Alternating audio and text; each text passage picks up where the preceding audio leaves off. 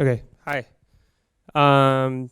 Thanks everybody for coming. So I'm going to talk today about sort of what's going on with Helm 3 and the registry stuff. So if you've heard of this, it's a new concept that's been going on actually for years, and I'm going to go through the story about how this came about. But in Helm 3, we're making a push to put charts into Docker registries.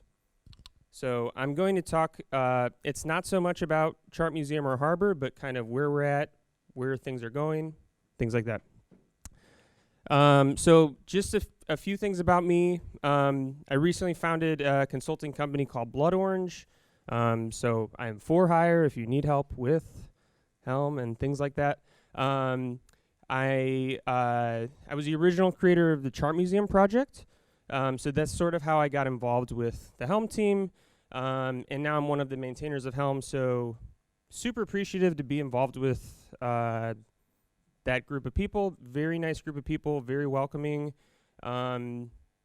So I'm here to tell you a story about where this registry stuff came from. And I'm going to make a prediction. But first, so I'm sponsoring the lunch today, so I'll keep this up for a second if you want to QR code me and check out my website. I'll leave it for one more second. Hope you enjoy the lunch.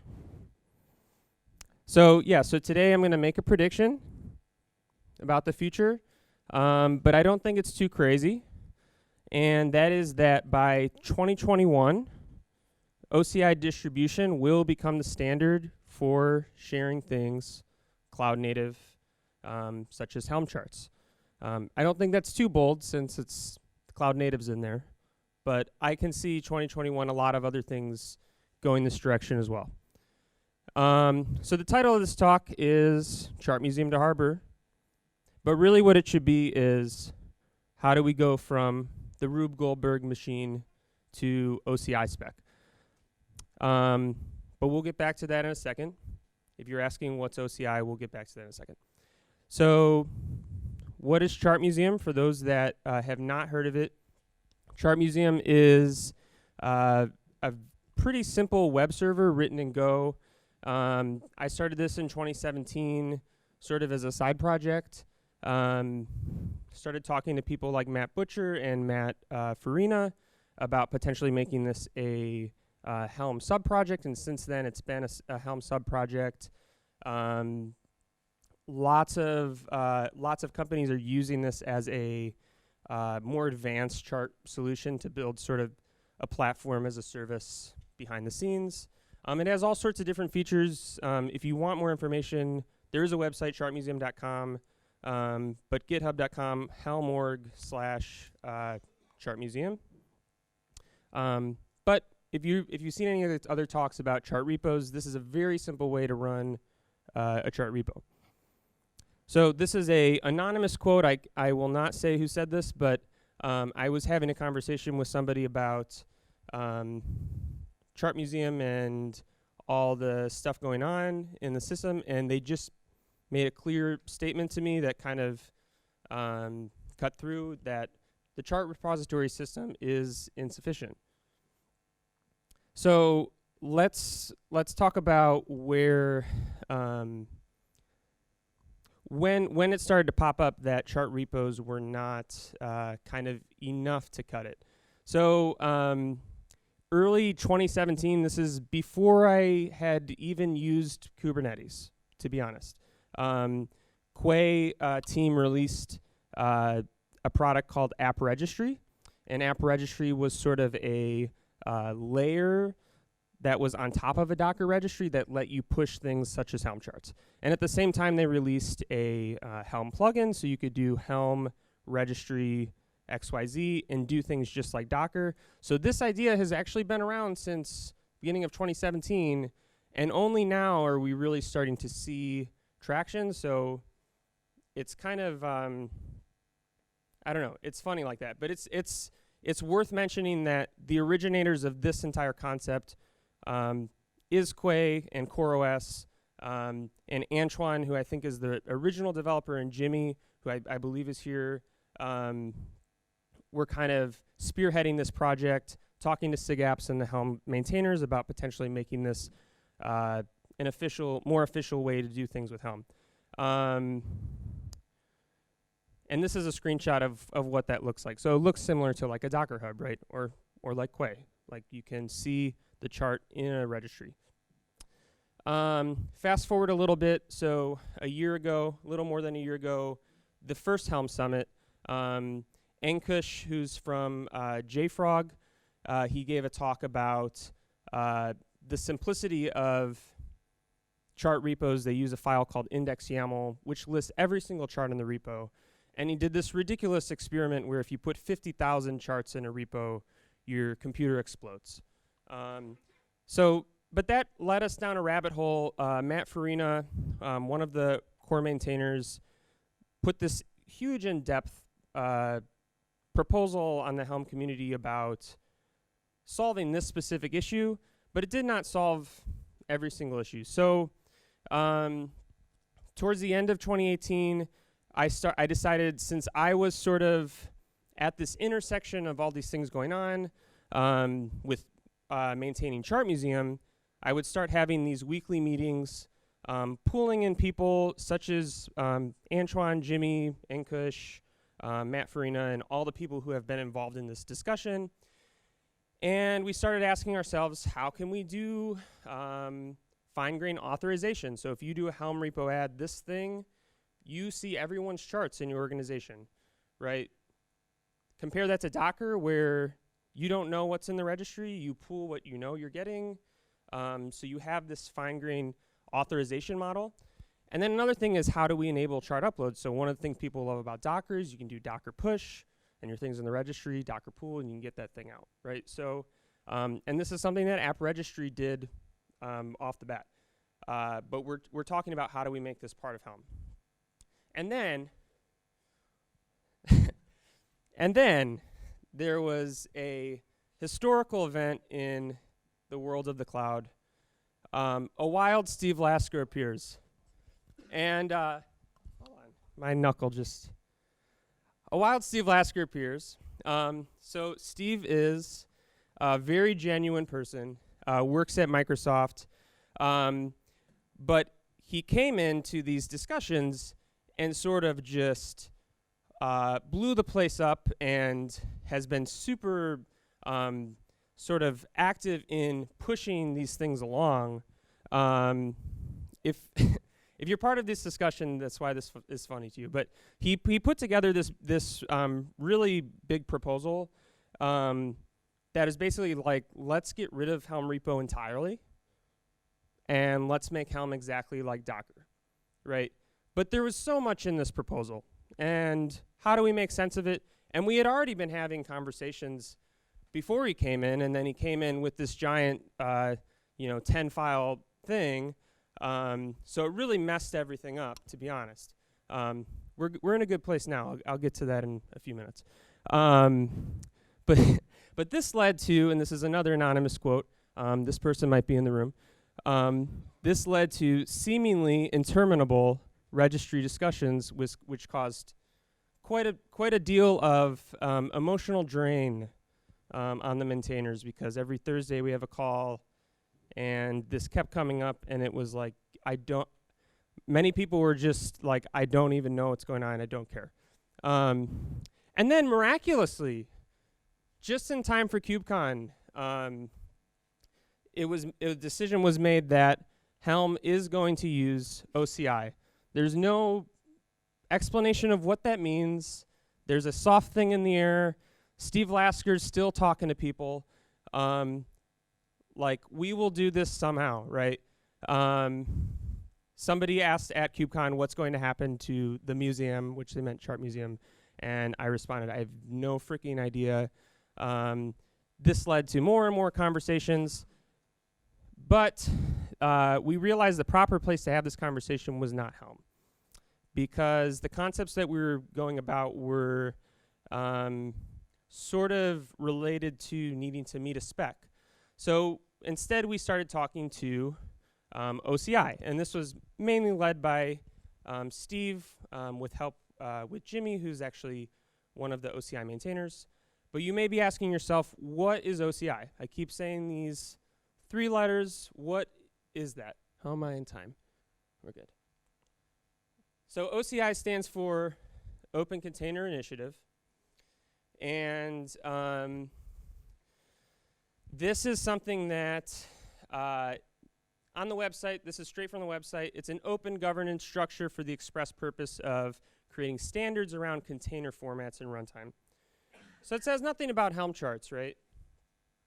So here's sort of I had used I had a timeline for this that had many years in it, but let's just see the most important pieces. So Docker comes out in 2013. They have their own way of doing container runtime stuff, right? And then in 2014, CoreOS releases Rocket, which is sort of a and at the same time released this open specification, which is trying to sort of democratize how we're doing working with containers. And that was really, that whole conversation there led to what we know as OCI. And so in 2015, OCI was launched. Hey, here's a standard API so that Rocket and Docker and you can make your own container runtime. If it matches the spec, it's supported by all of these tools that support the spec. And then let's fast forward to last year, where they already had a image spec and a runtime spec. There might be other specs, but they add a what's known as the distribution spec. And so what is the distribution spec? The distribution spec is a standard for image distribution, right? So this is not, this is sort of the API for how you're pushing and pulling Docker images to the registry. It has nothing to do with how these things are stored.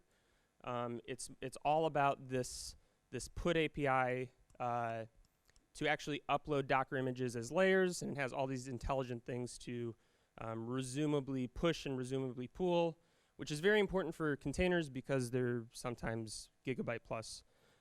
So just to kind of visualize this is a great thing I made with Google Slides. So on the bottom you have, these are all of these cloud registries. So Docker Hub being probably the most popular. You have Quay, and then the major clouds, and then Harbor, which is part of this talk. I will get into Harbor. So when you do a Docker push to any one of these registries, this is what we're talking about as the OCI distribution spec. So it is the actual API that you're using to do these uploads, right, and downloads. So the conversation then became, because we're talking about Helm, how do we use this spec, even though it says Open Container Initiative? This is a really great API for generalized pushing and pulling of stuff, right? What I didn't mention before, I think it was on the slide, but this API was actually taken from the Docker Registry project and put it in another repo, and that was the spec. And now it's evolving from there. But the solution to this, which was sort of spearheaded by Steve's team, was the Auris Project, which stands for OCI Registries as Storage. So this was started a little bit after that KubeCon in, I think it was Seattle. Basically, this is a Go library and as well as a CLI that allows you to do these things on artifacts that aren't container images. Because I was sort of part of that conversation, I was pulled in by Steve. I worked several late nights on the Chinese schedule with this brilliant engineer, Shiwei, who originally put it out there. And while he sort of worked on the core pieces of this, I made sure that it was sort of extensible enough that that it could fit with the Helm CLI. And so what we did at the very end of the year was come up with a prototype of Helm push natively from the Helm CLI. So now, if you have Helm 3 beta installed today, you can export an environment variable, Helm experimental OCI, and with this you get 2 new subcommands. And this is all in the box. This is not a plugin. This was a discussion we had because App Registry started as a plugin, and sort of that maybe hurt the growth of that because of the integration with some of the other things that Helm does. So we've hidden it behind an experimental flag, and you get the registry and the chart commands. And now you can do things. You can recognize this sort of UX from Docker. Like you can log into a registry. You can download a chart. You can tag a chart with different reference, and then you can push that chart up to the remote registry. So if you're super interested in that, I'm actually giving a workshop at how do you convert that. That's 235. And if you want to take a picture of this, this is actually on the Helm docs of every single way you can actually work with these tools or work with these commands. But that I'm actually going to go into all of those in the workshop. So this is great. Like, it actually is really great. We can now, from Helm, push charts in an OCI compliant way up to a registry. But then the question becomes, great, I can push things, but where do I push them to? And that's sort of a complicated question. So Steve is the, I believe the title is project or product owner something of the Azure Container Registry. So of course this was supported by Azure's Container Registry out of the box, right? But what we're seeing is that the Auris way of doing things is not necessarily fully OCI supported yet. So there's this whole conversation going on. I'll get to that in a little bit, but basically all of these other hubs, such as Amazon's registry, Docker Hub, they're not going to pull the trigger on this until OCI agrees that this is the way to do it, right? So this is why we said this is experimental. Once OCI puts down the hammer, this is Auris is the way, or some other way that's similar or completely different, the Auris library will flex to meet that spec. Helm will upgrade to the new version of Auris, and we'll take off the experimental flag. But for now, I mean, you can push to ACR. I believe you can push to GitLab, but then it doesn't show up in the UI. And then there's a few other ones that have this thing where like you can push and pull it, like it works from the API, but you have no user experience about it. And then there's other ones like Amazon ECR, which just completely block anything that's not a container image. So at this point, if you do want to do these things at this point, or if you're just super into running your own stuff, you pretty much have 2 options, 2 main options. There's, again, like this is just a spec, so anyone could have a registry out there that does the spec. The first one is Docker distribution. So this is going to be your simplest option. I'm going to go into this in depth in the workshop. So Docker distribution, you may also know it as the Docker registry. It adheres to the spec because the damn spec was based on it. It has all sorts of different config options. You can put it against an S3 bucket, Google bucket, all these different types of things. It's pretty interesting in that it doesn't use a relational database, so it's very like, it works with object storage in a very interesting way. But the most important part is this final line, which is this is all you need to run this thing, port 5000 on your laptop. So this is a shameless plug by me, but I did this, and I launched a site called bundle.bar based on top of Docker distribution with a tiny lightweight or a tiny auth service that basically checks if you're trying to download something and lets you in. And all this is really right now, and you can go to it right if you want, bundle.bar. That's literally the extension is bar. And I've actually ran a script that has exported every single chart from Helm Hub and pushed it into the registry, and you can now download these charts from BundleBar. They may be a little outdated. I still need to do some automation, but you can start playing with, if you want a registry to play with, you can use bundle.bar. So that's great. But when we're talking about registries, there's a few other questions that come up. So how do you scan for vulnerabilities? So there are tools such as Claire, which will basically check your image against CVEs that are out there and things like that. How do we do content trust? How do we verify that the thing that is pushed is from the person who pushed it? How do we integrate, like when you do a Docker login, how does that turn into my GitHub credentials or to my Google credentials, SSO?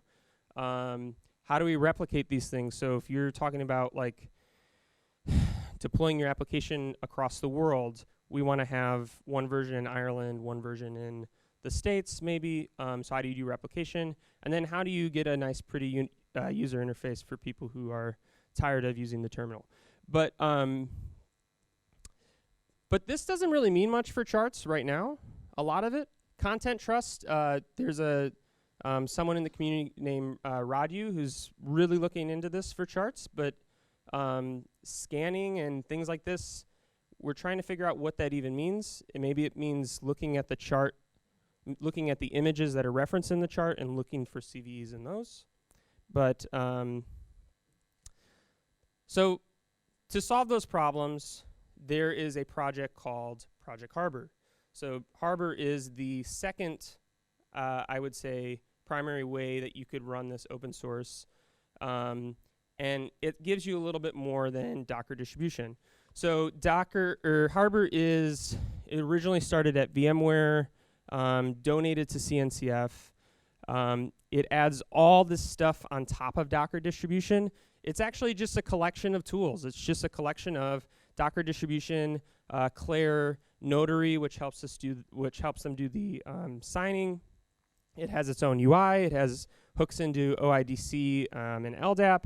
And it actually, it's kind of funny that we're having this conversation. It actually ships with a version of ChartMuseum as a backend, and you can actually do Helm push via the ChartMuseum API. But we're trying to get away from that. So this is how you might deploy Harbor into a cluster with the default settings. Harbor has its own Helm chart repository. Add the Harbor Helm chart repository, Harbor/Harbor. And you can see I was talking about the collection of tools. Look how much stuff you get with this. It even has a Redis, so you know it's doing big stuff. But yeah, I mean, the main thing is core. Core is a sort of a shim layer for everything. So if you want to get into the UI or the registry, you're going through core. If you've deployed that with that command, I'm going to post these slides on the Shked in a bit. If you deploy that with the command, it doesn't expose a service, or like a public service rather. So if you want, you can run these grep awk stuff and open up in 8080, and starts with these super secure defaults admin Harbor 1 2 3 4 5. This is an example of what it looks like right when you log in.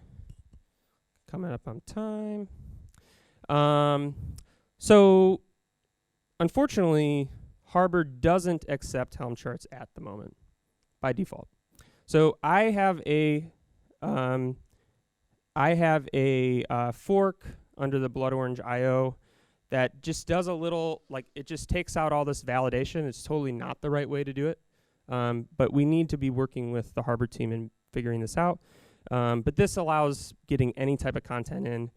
And then this bottom section is, give me a DNS, give me a TLS cert from Let's Encrypt via Cert Manager. And with the 1M, you can actually, through the ingress, say, only allow 1 megabyte things. Helm charts shouldn't be more than a megabyte anyway. So yeah, so using that file back here, you would basically do the same install with just with these extras. And now this is what it might look like if you have a deployed version of Harbor. So I have it's actually at Helm Summit-EU. You can go to it right now. This is what it looks like from a Helm 3 CLI perspective. So you notice at the top you're exporting that experimental flag and then saving it and pushing it. So where are we at now? Basically, you need to export that experimental flag, right? So, and the reason, another big reason for that is that other Helm pieces of Helm don't work with these things. So you cannot right now say Helm install remote reference and it knows what to do. So we need to work on integrating the rest of the registry system with things like Helm install, Helm upgrade. There's all sorts of places where repos are sort of a first-class citizen, and we need to make registries a first-class citizen.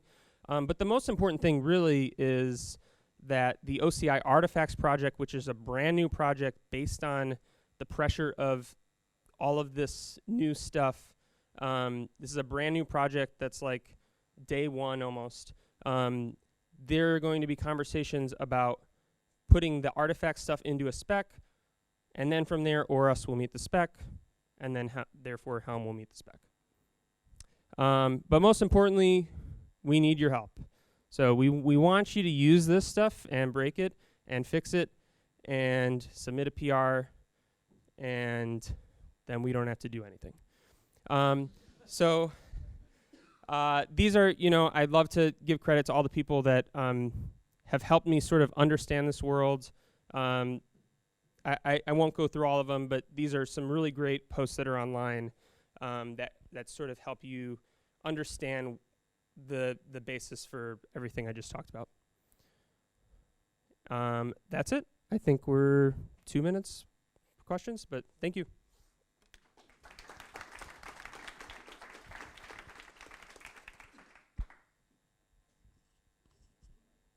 Nothing. All right, thanks. All right, see you at 2:30. Thanks.